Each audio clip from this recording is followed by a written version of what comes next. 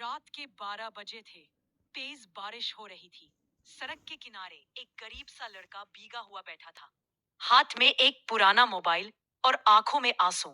वो धीरे से बोला, आज या तो मेरी जिंदगी बदलेगी या सब कुछ खत्म हो जाएगा। इस लड़के का नाम राघव था। एक छोटे से गांव में रहने वाला गरीब लड़का। उसका घर कच्चा था, माँ बीमार रहती थी और बाप बहुत पहले गुजर चुका था। राघव सुबह अखबार बेचता, दिन में गराज में काम करता और रात को अपनी माँ के पास बैठकर कहता, अम्मा, एक दिन मैं आपको अच्छे हॉस्पिटल में इलाज कराऊंगा। पर एक दिन अचानक अम्मा की तबीयत बहुत ज्यादा खराब हो गई। डॉक्टर ने सीधा कह दिया, तुरंत ऑपरेशन करना पड़ेगा, 2 लाख रुपए लगेंगे। राघव के पैरों ताले जमीन खिसक गई। उसके पास सिर्फ 1200 रुपए थे। उसने गांव वालों से, रिश्तेदारों से, सबसे मदद मांगी, पर कोई काम नहीं आया। आखिरी में साहूकार ने कहा, पैसे चाहिए तो अपनी जमीन गिरवी रख दे। पर वो जमीन उसके बाप की आखिरी निशानी। उस रात राघव बिल्कुल हार चुका था। अंधेरी सड़कों पर भटक रहा था। बारिश गिर रही थी। अचानक उसने देखा, एक आदमी नशे में एटीएम से पैसे निकाल रहा था। उसकी जेब से नोटों का एक बंडल गिर गया।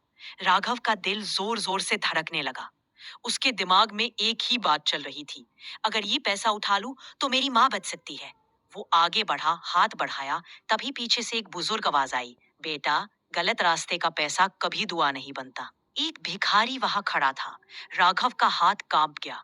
उसने पैसा वहीं छोड़ दिया और भाग गया।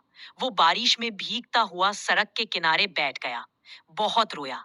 फिर उसने अपना मोबाइल निकाला और एक छोटा सा वीडियो बनाकर बोला, मैं राघव हूँ, बहुत गरीब हूँ। मेरी माँ हॉस्पिटल में है।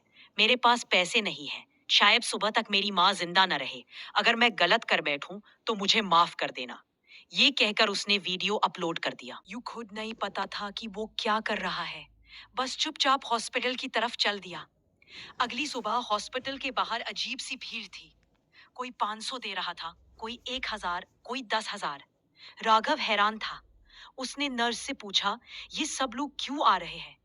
नर्स ने मुस्कुरा कर कहा, बेटा, रात तुम्हारी वीडियो पूरे देश में वायरल हो गई। लोग तुम्हारी माँ के लिए मदद भेज रहे हैं। राघव वहीं जमीन पर बैठकर रोने लगा। डॉक्टर ने बिना वक्त गवाए ऑपरेशन शुरू कर दिया। कुछ घंटों बाद डॉक्टर बाहर आए और बोले, ऑपरेशन सक्सेसफुल रहा, तुम्हारी माँ बच गई। राघव ने अल्लाह का शुक्र अदा किया। उसकी जिंदगी बच गई थी। कुछ ही दिनों में राघव शहर में मशहूर हो गया।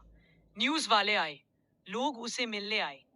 पर राघव के दिल में एक ही बात घूमती रहती थी, अगर उस रात वो भिखारी मुझे ना रोकता तो मैं आज चोर होता। राघव ने उस भिखारी को ढूंढना शुरू किया। कई दिन बाद उसे पता चला कि वो भिखारी असल में शहर का बहुत बड़ा बिजनेसमैन था, जो लोगों का इम्तिहान लेने के लिए भिखारी बनकर घूमता था। उस रात राघव इम्तिहान में पास हो चुका था।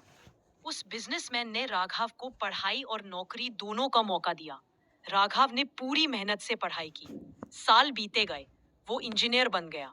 अम्मा बिल्कुल ठीक हो गई।